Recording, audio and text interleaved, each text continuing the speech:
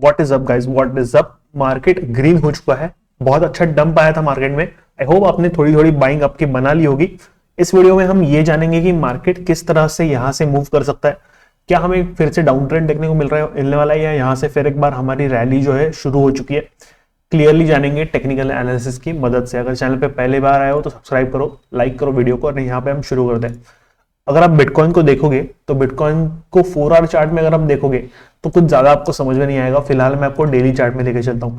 Daily chart में आपको अगर दिखाऊं तो सबसे पहले तो ये ब्रेकडाउन देखो, बहुत बड़ी कैंडल बनी ब्रेकडाउन की, राइट। उसके बाद हम नीचे आए, यहां तक नीचे गए 38,400 500 के आसपास। उसके बाद अभी फिर हम जा रहे हैं ऊपर रिटेस्ट करने। तो जब भी कोई सपोर्ट टूटता है या रेजिस्टेंस टूटता है, हम जरूर जाते हैं रिटेस्ट करने के लिए, राइट।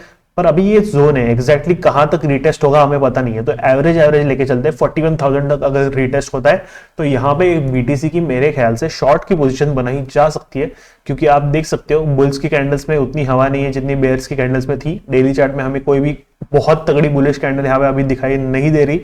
ये अगर थर्ड कैंडल है, ये अगर बहुत तगड़ी बनती है और 41,400 500 के आसपास जाती है, तब चांसेस हैं कि हम यहां से ट्रेंड रिवर्सल करें, क्योंकि तब ये कि यहाँ पे मॉर्निंग स्टार पैटर्न बन जाएगा and that is a bullish pattern. तो इस हिसाब से हम ऊपर जा सकते हैं अगर हमें जाना है तो। तब तक हम बेयरिश रहेंगे एंड कहां से हम शॉर्ट की पोजीशन प्लान करेंगे, 41,000 के आसपास एवरेज लेके चलेंगे। हमारा स्टॉप लॉस रहेगा 6.5%, 43,700 800 के आसपास आपका स्टॉप लॉस रहना चाहिए एंड आपका टारगेट जो है 7.5% के आसपास 38,000 के पास होना चाहिए। तो देयर इज अ चांस कि बिटकॉइन यहां से रिवर्सल फिर से डाउन साइड कर जाए। अभी मैं आपको लेके चलता हूं 4 आवर चार्ट में। यहां पे अगर देखोगे तो रिटेस्ट आपको नजर आ रहा है यहाँ पे, ठीक है। अभी ये जो हाइज बन रहे थे, लोअर हाइज, ये बना, उसके बाद ये बना।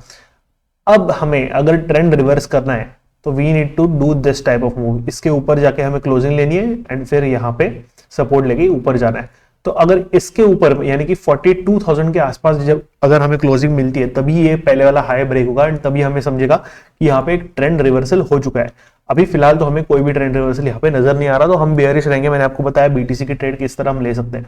अब ऑल्ट कॉइन्स में बहुत सारी आशाएं जाग गई है इस फिलहाल ग्रीन मार्केट को देख के। साइड में पूरा ग्रीनरी आपको दिख रहा रहेगा ऑल्ट कॉइन्स में। क्विक रिकवरी भी आई है ऑल्ट कॉइन्स में, पर उतनी नहीं आई। सेम कंसेप्ट यहाँ पे भी अगर देखोगे, ये हाई था, अभी तक हमने इस हाई को तोड़ा नहीं है। जब भी इसके ऊपर हमें क्लोजिंग मिलेगी शायद हम तभी लॉन्ग के लिए जाएंगे। फिलहाल मैं लॉन्ग नहीं देख रहा हूं ऑल्ट कॉइन्स में। अगर कोई कॉइन्स में स्कैल्प लॉन्ग अप करना चाहते हो या फिर शॉर्ट टर्म के लिए आप लेना चाहते हो तो that is the trade you can take. आप सही से अपना टेक्निकल एनालिसिस करो किसमें क्या बन रहा है। बाकी हम ट्रेड तो यहाँ पे कर रहे हैं। You can join the Telegram group, link in the description. वहां से आप मुझे प्रीमियम के लिए कॉन्टैक्ट कर सकते हो। फिलहाल प्रीमियम फ्री है टोटली।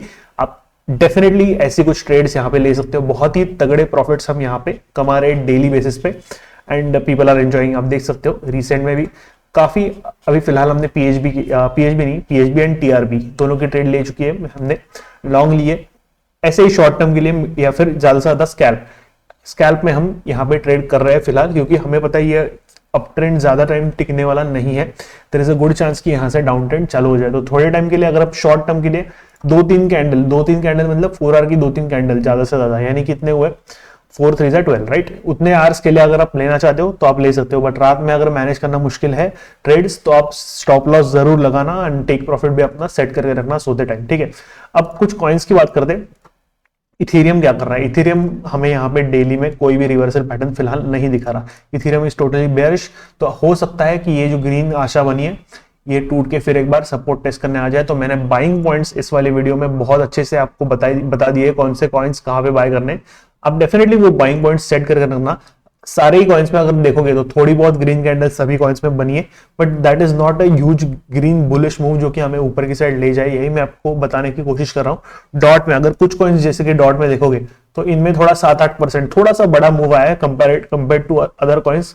अगर आप ओवरऑल चार्ट चेक करोगे, इतने सारे चार्ट्स मेरे खुले हैं, कुछ कॉइन्स में 3%, कुछ कॉइन्स में 4%, कुछ कॉइन्स 5 से लेकर 10%, जो कि बहुत ही ठीक ठाक मूव हमें ऑल्ट कॉइन्स में ऊपर के साइड देखने को मिल रहा है।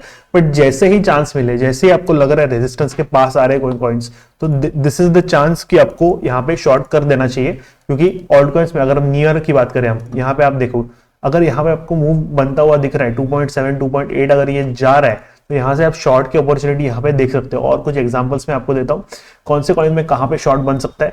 एप्टॉस में तो फिलहाल काफी नीचे ही आ गया है। एप्टोस अगर इस जगह पे 8.85 या फिर 8.9 के आसपास, $9 के आसपास आपको अगर दिखे तो you can short it from there. फिलहाल मेरे ख्याल से अगर थोड़ी मार्केट ऊपर जाती है तो अच्छी बात है, थोड़ी सी ऊपर जाए और हमें फिर एक बार शॉर्ट की अपॉर्चुनिटी मिले, यही मैं आशा कर रहा हूं फिलहाल के चार्ट को देख के। एलटीसी लाइट कॉइन में अगर आप देखोगे तो 60 यहाँ पे 67 68 के आसपास अगर आप अपॉर्चुनिटी आपको मिल जाए, यहां तक अगर कॉइन्स जाए तो आप शॉर्ट की अपॉर्चुनिटी इसमें भी देख सकते हो। एटम की बात करते हैं, एटम ने थोड़ी सी क्विक रिकवरी दी है, 4 आवर में 20 EMA इसके क्लोज आ रहा है, अच्छा चांस है रिजेक्शन का, बट फिलहाल हम इसको शॉर्ट नहीं करेंगे।